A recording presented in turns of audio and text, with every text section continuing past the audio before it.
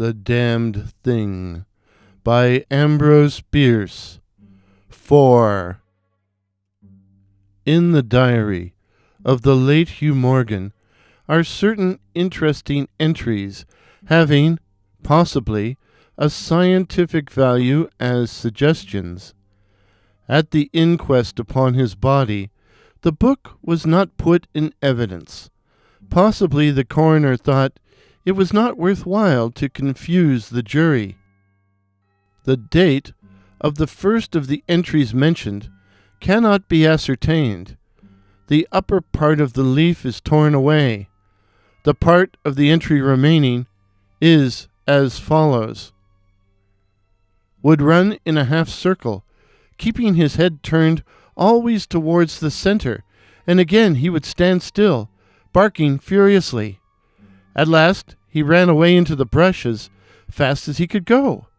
I thought at first that he had gone mad, but on returning to the house found no other alteration in his manner than what was obviously due to fear of punishment. Can a dog see with his nose? Do odors impress some olfactory center with images of the thing emitting them? September 2nd. Looking at the stars last night as they rose above the crest of the ridge east of the house, I observed them successively disappear. From left to right, each was eclipsed but an instant, and only a few at the same time, but along the entire length of the ridge, all that were within a degree or two of the crest were blotted out. It was as if something had passed along between me and them, but I could not see it, and the stars were not thick enough to define its outline. Ugh, I don't like this. Several weeks' entries are missing, 3 leaves being torn from the book. September 27. It has been about here again. I find evidences of its presence every day. I watched again all of last night in the same cover, gun in hand, double charged with buckshot. In the morning, the fresh footprints were there, as before. Yet I would have sworn that I did not sleep. Indeed, I hardly sleep at all. It is terrible, insupportable. If these amazing experiences are real, I shall go mad. If they are fanciful, I am mad already. October 3rd. I shall not go. It shall not drive me away.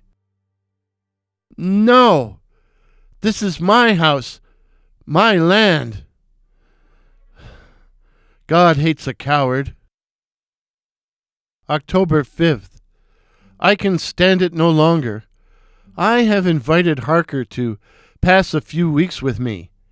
He has a level head. I can judge from his manner if he thinks me mad. October 7th. I have a solution of the problem. It came to me last night, suddenly as by revelation.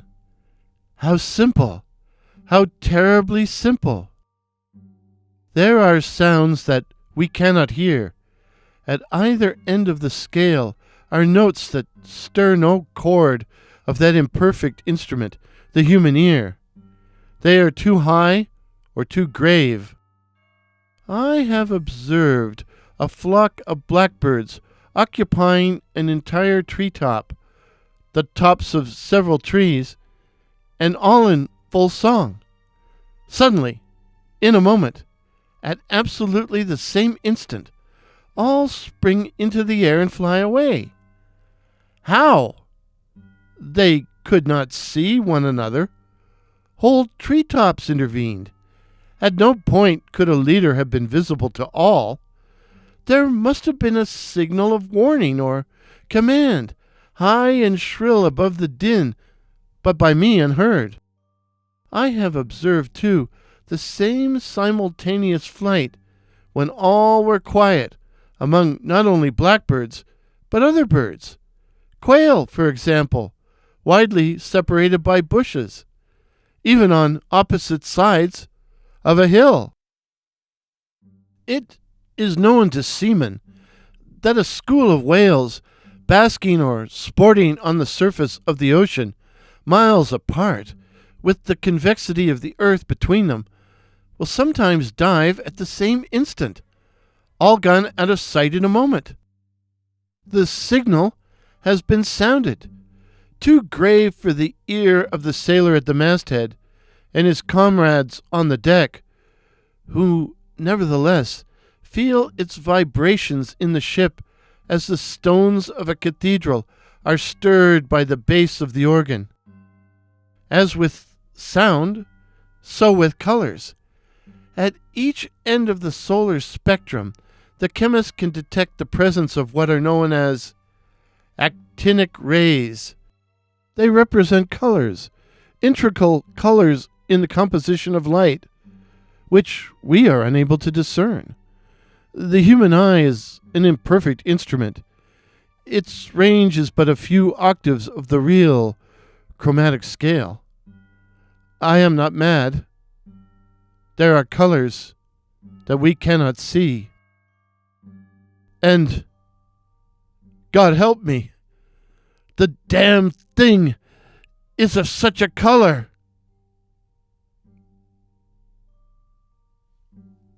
The end. Pictures used in today's video, courtesy of Pix Here, that's PX Here, while the music is the classic Ghost Processional by that patron of the internet, Kevin MacLeod. Till midnight. Cheers.